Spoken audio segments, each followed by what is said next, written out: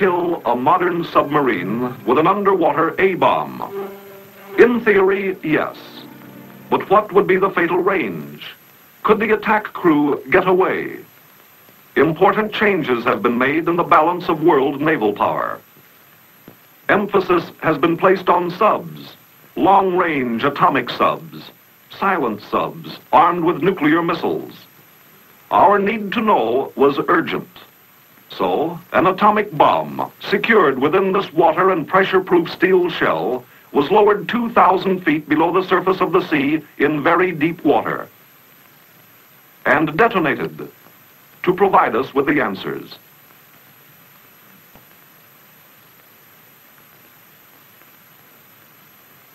This was Operation Wigwam.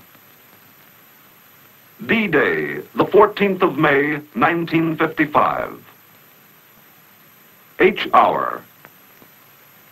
Officially, 12:59 and 59.884. Let's say 1,300 hours Pacific Daylight Time.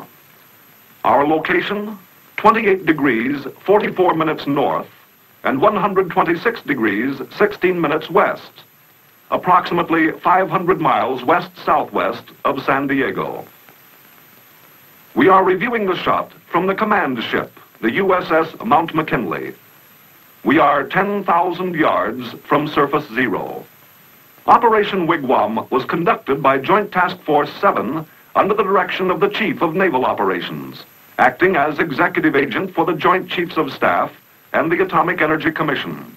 Immediate control rested with the Task Group 7.3 Commander, Rear Admiral John Sylvester, United States Navy, and the Scientific Director, Dr. Alfred B. Folk, Marine Physicist, with Captain Jack Laughlin as his deputy. These were the men who were finally responsible for getting the right answers from the Wigwam test. The physical phenomena produced by the deep detonation lasted but a few minutes.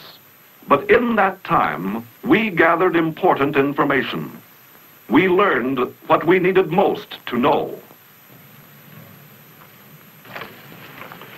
The successful outcome of Operation Wigwam wouldn't have been possible except for the early foresight of those responsible for the preliminary planning that began almost 5 years before the final experiment. The Hartwell Report in 1950, the Project Alias Report in 1951, followed in 52 by the Armed Forces Special Weapons Project, Pelican Report, and Ad Hoc Committee reports, all contributed guidance to the planners of Operation Wigwam. The consensus of these reports was, in essence, first, that a requirement existed for a nuclear anti-submarine weapon at the earliest possible date, and second, that the prevailing uncertainties as to the lethal range of such a weapon against submarines and surface vessels were too great to permit an adequate evaluation of its effectiveness or of methods of its tactical use. The basic purpose of Wigwam was, therefore, to resolve these uncertainties so as to aid in the use and future development of nuclear undersea weapons. To this end, and after many evaluations of the test scope, in light of budgetary limitations, operational feasibility, and other considerations, a minimum test evolved with the following objectives. We were to determine and evaluate the response of 3 targets, submerged to the same depth, but at various ranges, to obtain information from which a prediction could be made of the maximum range at which lethal hull-splitting damage to a typical submerged target submarine could be assured. We were to determine the peak pressure and pressure time fields in water and in air. We were to evaluate the surface effects with particular regard to their influence on delivery tactics. We were to determine the equivalent yield of the weapon used, the dispersion of radioactive contaminants, and the oceanographic factors affecting transmission of the shock wave. The location for the Wigwam experiment was chosen for several reasons. From a purely scientific point of view, We wanted to create simple experimental conditions, avoiding any complications that might adversely affect our data. At Crossroads, we fired an atomic weapon at mid-depth of relatively shallow water. For Wigwam, the test depth was 16,000 feet, with 2,000 feet of water above the point of detonation. In addition, our test site was located within what proved to be a biological desert, far from sea lanes or land masses. In order to learn what a shock wave of such long duration would do to a submarine, we had to build special gauges, exactly similar devices in which the gauge variations would be smaller than the variations in gauge environment. Originally, it was planned to use actual United States submarine types for our experimental targets. However, this plan was rejected on the basis of availability, handling complexity, non-uniformity, and cost. Our need to compromise between an actual sub and a simple pressure gauge evolved the squaw. In concept, the squaw design possessed a composite of the most important structural features of the modern submarines of the world. The resulting targets were actually based on a 4/5 scale model of the SS-563 class prototype, but with interior framing. This target offered several advantages over any full-scale submarine available. The cost was approximately equal to that of preparing and outfitting a heavy fleet-type submarine. It had the advantages of simplicity for model scaling studies, structural uniformity for comparison of performance between the three targets, and relative ease in handling and submerging. Also, advantage could be taken of the fact that it was new construction by providing certain built-in features that could assure a resilient target for lethal range analysis. The squaws were built as 14.5-foot diameter, internally framed pressure hulls, having a collapse depth of 1,400 feet and fitted with the required submergence tanks. All material in the pressure hull was 1-inch high-tensile steel, carefully heated and rolled for this job. All steel for the targets was divided to provide matching plates for the three targets. In this manner, it was hoped that the finished submarines would be as nearly identical as good shipbuilding practice could achieve. The Long Beach Naval Shipyard did an extremely fine job in the construction. The overall bow to stern length was 132 feet, the extreme beam 20 feet, and the depth from superstructure to bottom of keel 23 feet. The final displacement of each target in surface condition was 425 tons. The final design limitations were imposed by the total weight that could be conveniently handled in a salvage operation. Control of the unmanned submarine targets was maintained through a manifold on the parent YFNB barges by feeding compressed air through 5 1 1/4 inch submarine-type salvage hoses. Each of the 5 hoses was connected in turn to twin sets of ballast tanks, port and starboard, aboard the squaw. A carefully planned series of tests was conducted to cover all phases of the final operation. Scale model tests of structural strength were held at Ganave Gulf, Haiti, by the Underwater Explosion Research Division of the Norfolk Naval Shipyard, and the David Taylor Model Basin from 1952 through late spring of 1954. The test data resulted in additional strengthening of the crown of the squaw hulls above the ballast tanks. Other tests were conducted to study the effectiveness of cable bundling schemes and handling and towing methods. The squaws were supported by 4 2.5-inch die-lock chain connected through hawse pipes on the pontoons and around the squaws in special hawse channels. 8 80-ton submarine salvage pontoons supported each squaw. In addition to the 5 salvage hoses and heavy support chains, there were instrumentation cables connecting each squaw to its instrumentation barge. Tests were conducted with the hose and cable bundles to determine proper design to prevent tangling, to ensure airtight fittings, and to achieve a neutral buoyancy for the bundles. In January of 1955, the results of the experimental scale tests and theoretical investigations were presented by the participating agencies at a Wigwam planning conference held at the U.S. Navy Electronics Laboratory in San Diego. 2 major uncertainties still existed.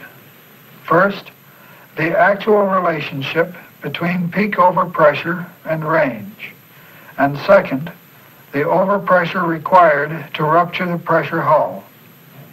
It was decided to express lethality in terms of shock overpressures, and within the range of uncertainty of the shock wave parameters, position the targets to bracket the maximum and minimum kill overpressures. Final estimates resulted in establishing target positions at surface ranges of 5,200, 7,000, and 10,000 feet from surface zero.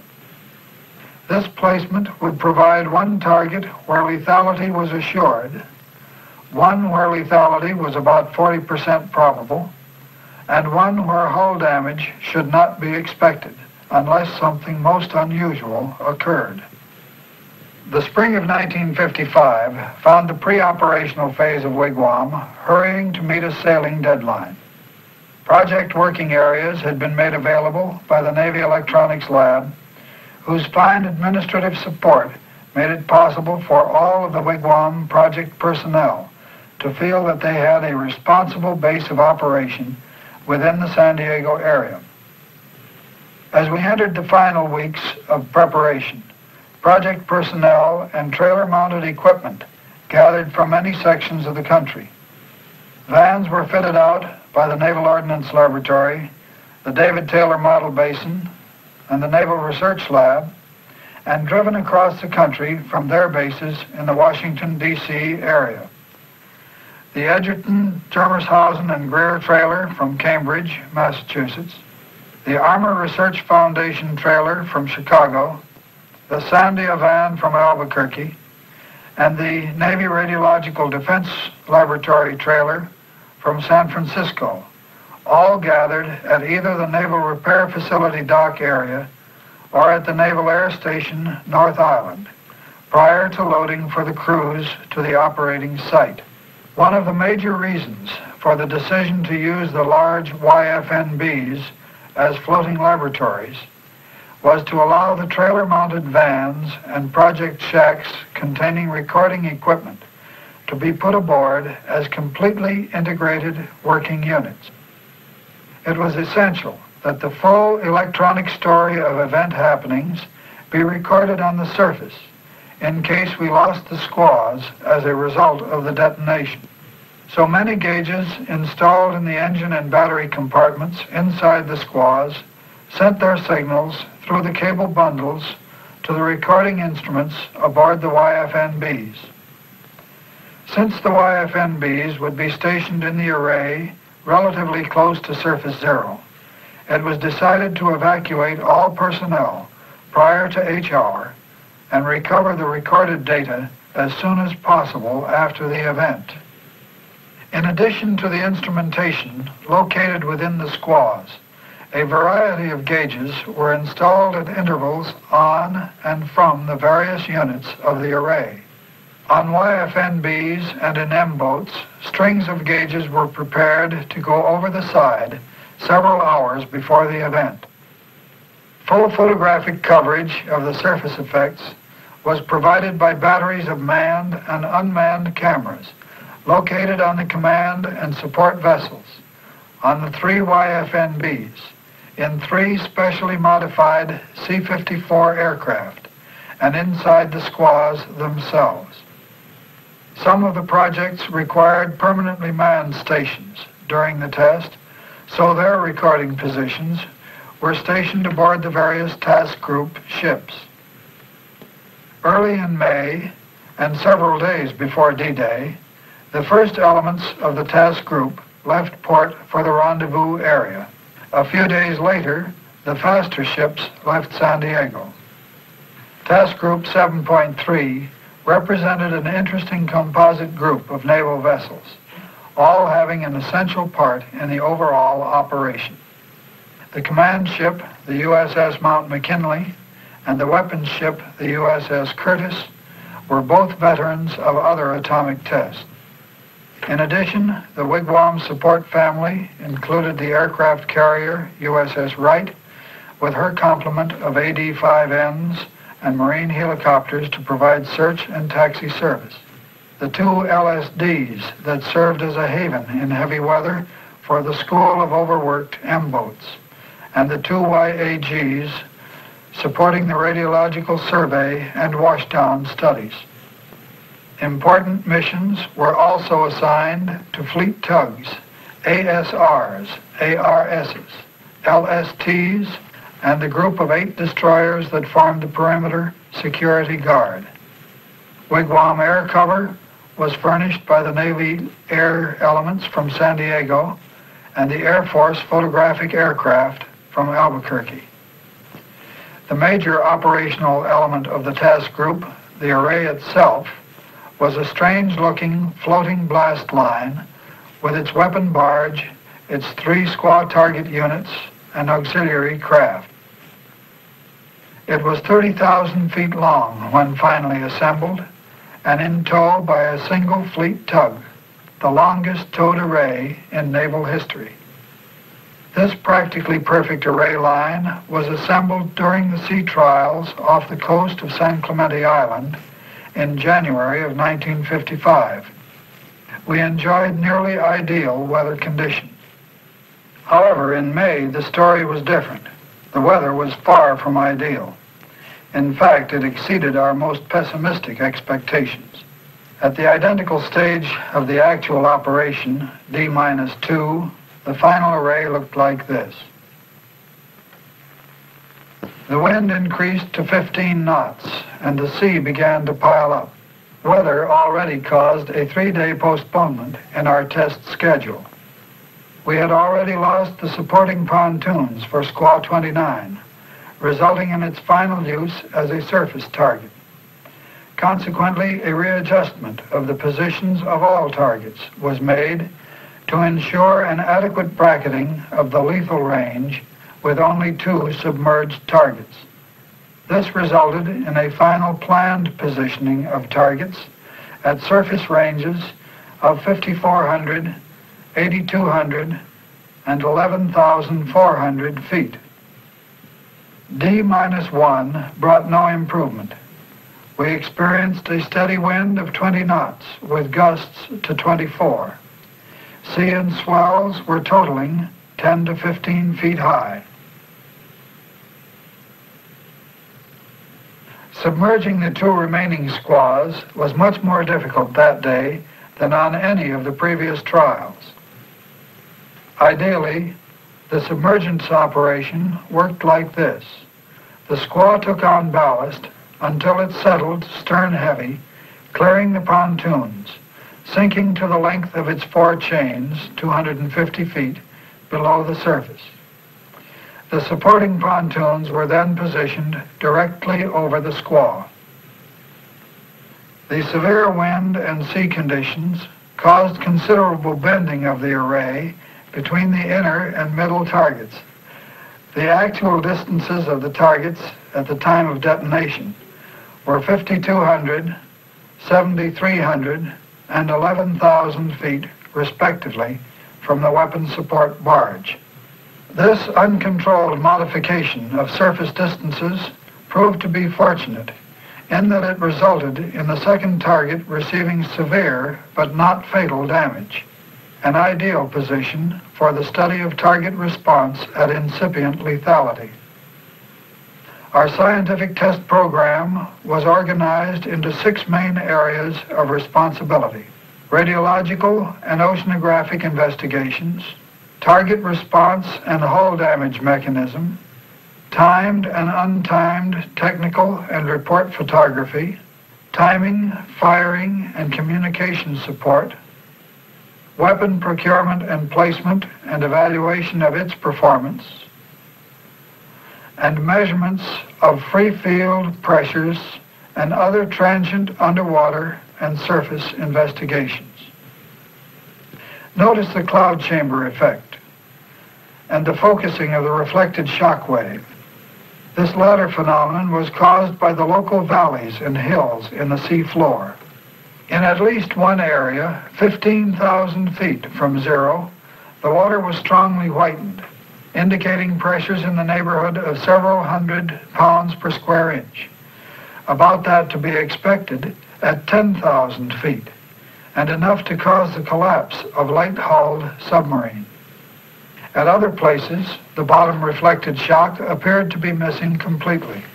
At the Mount McKinley, 5 miles from zero, the bottom reflected shock was several times as intense as the direct shock wave. The initial spray dome, caused by the arrival of the primary shock wave, reached a maximum height of 147 feet at 2.4 seconds after detonation. The second dome, formed at approximately 2.5 seconds, accompanied by individual plumes, reached a height of 800 feet in about 7 seconds. 2 well-defined plume formations occurred. The first plumes reaching a diameter of 3,100 feet and a maximum height of 1,410 feet, 19 seconds after detonation. The second well-defined plume reached a height of 770 feet, 38 seconds after detonation. The outfall and descent of the material in the several plumes resulted in a well-defined base surge, about 640 feet in height and extending outward about 4,800 feet. The great mass of water thrown into the air resulted in surface waves that were about 2.5 times the maximum height predicted. A well-defined breaking surface wave was first observed coming out of the base surge at about 1 minute. This quickly became stable. The YFNB-12, at a range of 5,500 feet, rose and fell a distance of 40 feet. This resulted in a product of range times height of 220,000. The maximum product predicted was 80,000. These waves were completely undetected at the task group elements at a range of 5 miles, except that they showed beautifully on one surface search radar, which was temporarily out of adjustment. It had been knocked out of service by the shock wave, and on being returned to service, the gain was set high, so that strong sea return, modulated by these waves, covered the scope face. About 15 waves were visible, with wavelengths ranging from 5,000 down to 900 feet. The maximum energy appeared to be in the 1,800-foot region. These waves could have serious implications in the case of detonation of thermonuclear weapons on or under the surface of deep water. The seismic shock was easily detected all over the world. The Coast and Geodetic Survey reported the shock as an earthquake at 1300 Pacific Daylight Time on 14 May, with an epicenter about 15 miles from surface zero. The most probable position of the shot has been determined by task force navigation to be 28 degrees 44 minutes north and 126 degrees 16 minutes west, with a probable error of 1 minute of arc. At H hour plus 8 to 10 minutes, The shock wave hit the mainland of Lower California. At H+10, the SOFAR equipment at Point Sur, California, received the first shock wave. At 13:12 Pacific Daylight Time, a Greek ship just off the Golden Gate radioed the Coast Guard asking, "Has San Francisco just been hit by a severe earthquake? We have been badly shaken, but are all right and will return to render assistance if needed." At H+32 to 34 minutes, the Kaneohe station in Hawaii recorded the sound of the Wigwam detonation. And about 42 minutes later, Point Sur received a beautiful echo from the Hawaiian Islands. In fact, separate echoes from each of the islands in the group. Just to top the story, the Kaneohe station also recorded fine echoes from the California coast and from the Gulf of Alaska. The fallout and contamination resulting from the shot presented an ephemeral problem only. The major plumes were contaminated, but this material was present in a very large mass of water and for the most part returned to the ocean surface within a minute. No ship associated with the test received any accidental contamination. The converted Liberty ships, the YAG-39 and the YAG-40, transited the radioactive area. All transits were not completed as planned due to a long train of events triggered by minor shock damage to the YAG-39, which immobilized her for about 4 hours. At H+17 minutes, YAG-39 received a fallout reading of 400 Roentgens per hour, 5 miles from zero. An effective washdown system reduced this level to a maximum reading of 150 milliroentgens per hour on deck. The former amount of fallout could have produced casualties if the ship had remained immobilized or if the personnel had lacked the protection of a shielded control room. The radiological condition of the surface water in the first 13 minutes is not known by direct measurement. However, some of the dosimeters placed aboard the weapon barge were recovered. 4 of these gave good readings and were closely grouped around 3,600 Roentgens. Not one dead or stunned fish or mammal was observed from any task group ship, boat, or aircraft. The monitoring program of the California fish canneries has produced only 1 contaminated fish, and that proved to be a Japanese import and probably a result of Castle. This industry took the attitude that if Scripps Institution of Oceanography had determined the place for the test, there was no need to worry. A quantity of dye was placed aboard the Zero barge to aid in zero location, and anchored skiffs were positioned to provide absolute coordinates of motion and drift of the contaminated area after the detonation. The total contamination of the surface water appeared to represent about 1/3 of the explosion debris. Contaminated water was found at depth and followed for several days. This radioactive material appeared to be in thin layers, concentrating at a depth corresponding to the average density of the entire water column, from the explosion depth to the surface. The stability of these layers appeared to be high and resulted in a concept of ocean structure resembling a pile of undulating sheets. The water of the mixed column subsiding to its equilibrium depth and then spreading out between the appropriate layers of stable water. By D+10 days, no area was found to read greater than 0.2 milliroentgens per hour, 3 feet above the surface. By D+40, no surface area was found reading greater than 1/100th of a milliroentgen per hour, 3 feet above the surface. By this time, the center of the largest area was approximately 120 miles west of 0 point. From a purely tactical point of view, radioactive fallout was most serious in the plumes and base surge and was probably dangerous about 1 mile upwind, 2 miles a crosswind and several miles downwind. An operating washdown system effectively eliminates this danger. Except for a vessel immobilized in the contaminated surface water during the first very few hours after a detonation, no tactical hazard exists.